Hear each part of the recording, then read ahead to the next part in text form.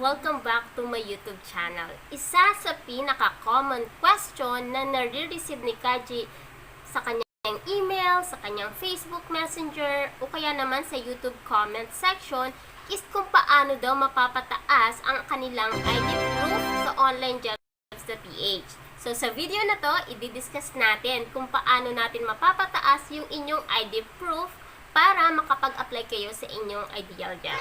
So kung gusto mo ang topic na to, please keep on watching until the end. Do not skip para wala kang ma-miss na tips and tricks na i-share ko throughout the video. So without further ado, let's get started!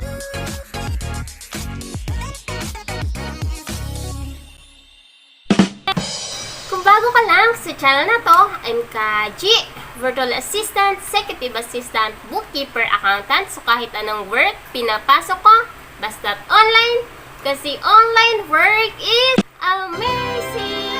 Sa channel na to, i-discuss natin more on online work, tips and tricks, and mga success stories. So kung gusto nyo ang mga topic na yon, please consider subscribing and don't forget to hit the notification bell para wala kang ma-miss na videos na ina-upload ni Kajea every week. For sure, isa ka sa mga nag-request ng video na to o kaya naman meron ka ng online jobs.ph account pero hindi mo ma-applyan yung ideal job mo kasi sobrang baba ng ID proof mo. Okay? So, kaya ko ginawa ang video na to is to help you guys para mapataas ang inyong ID proof. Okay, so ano nga ba yung online jobs.ph na pinagsasabi ni Kajea every time? Okay? So, matagal nyo nang naririnig yung online jobs.ph at isa yan sa pinakamagandang freelancing website na pwede nyo puntahan para makapag-create kayo ng freelancer profile nyo at makapag-apply sa mga online jobs. Okay? So, anong mga klase ng job yung pwede nyong applyan sa online jobs.ph? Sobrang dami. Virtual assistant, pag sinabing virtual assistant, malawak yan. May iba't iba tayong klase ng virtual assistant. Okay, meron tayong Amazon VA, meron tayong mga graphic designer, may mga content writer, meron tayong mga web developer, meron din tayong video editor, lead generation specialist, customer service, napakadami. Okay? Bookkeeper, accountant, executive assistant, lahat man makikita nyo dyan. Okay? So ano ba yung tinatawag nating ID proof pagdating sa online jobs.ph? Yung tinatawag po nating ID proof sa online jobs.ph is all about providing lots of information about your identity. So, kailangan malaman ni online jobs.ph kung ikaw ba ay totoong tao, lahat ba ng information na i-provide mo sa kanila ay tama. So, the more real and honest information na ipro-provide mo sa online jobs.ph is mas malaki yung chance mo na mas mataas yung ID proof mo. Okay? So, kung ang ipro-provide mo sa online jobs.ph ay hindi accurate and gawa-gawa mo lang, then madidetect yan ni online jobs.ph and ang mangyayari is liliit yung ID proof mo. Okay? So hindi yun yung gusto natin. Ang gusto natin, mas mapataas yung ID proof para mas marami tayong job na ma-applyan. Okay? So sino-sino ba yung pwedeng mag-apply sa online jobs.ph? Lahat po ng Pilipino ay pwedeng mag-apply sa online jobs.ph. Puro Pilipino lang po ang inaalaw nilang mag-apply na job seeker dyan sa online jobs.ph. Okay? So, meron dyan silang question about sa bahay kubo na kailangan mong sagutin, okay? Once na nag-create ka na ng profile mo, dapat nakakonect yung iyong Facebook sa iyong online jobs.ph account.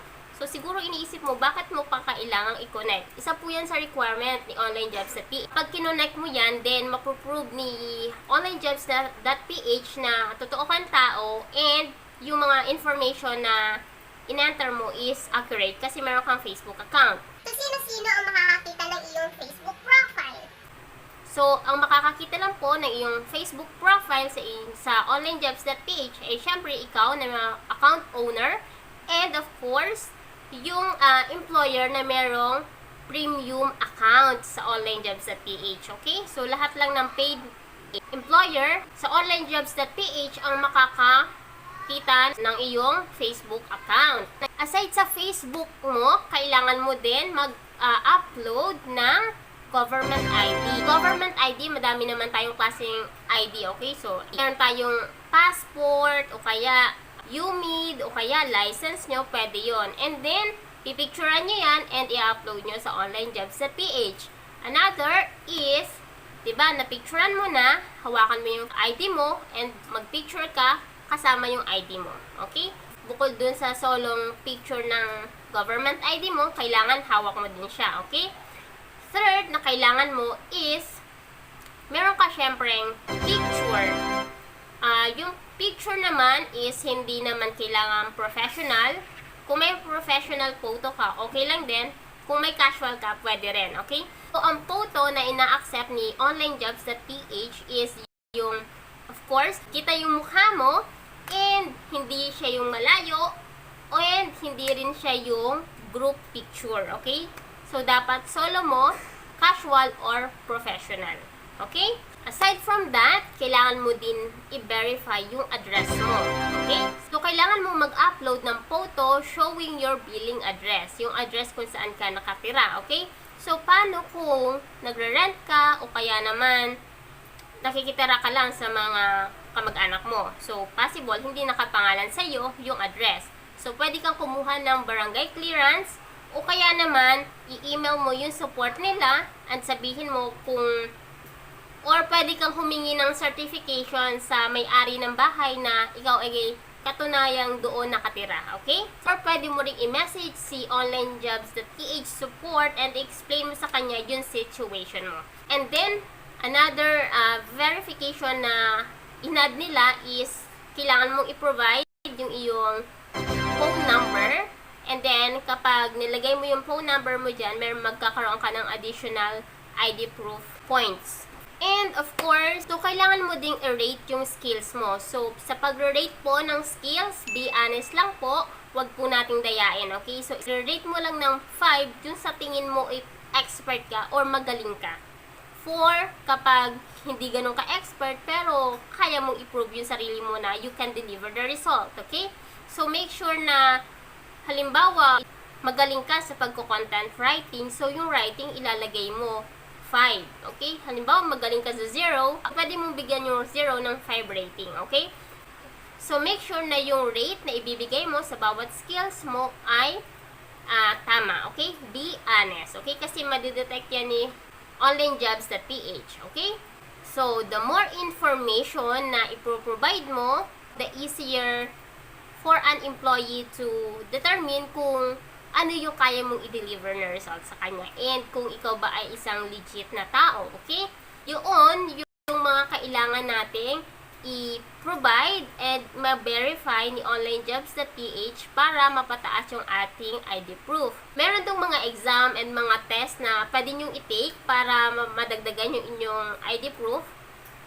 And mas maganda na rin i-take nyo yun para makita agad ni client kung anong level ng English nyo, anong klase ng personality meron kayo ba ay type A or anong IQ score mo, okay? So, lahat yan pwede nyo i-take and mag-take ka ng screenshot and i-upload nyo sa onlinejobs.ph para makita agad ng inyong prospect clients, okay? And another po na dapat nyong isa-isip kapag kayo ay gumagawa ng account nyo sa onlinejobs.ph, huwag po kayo gagawa ng pagkadami-daming account kasi mabablock kayo and possible na hindi na kayo makapag-create ng onlinejobs.ph profile nyo.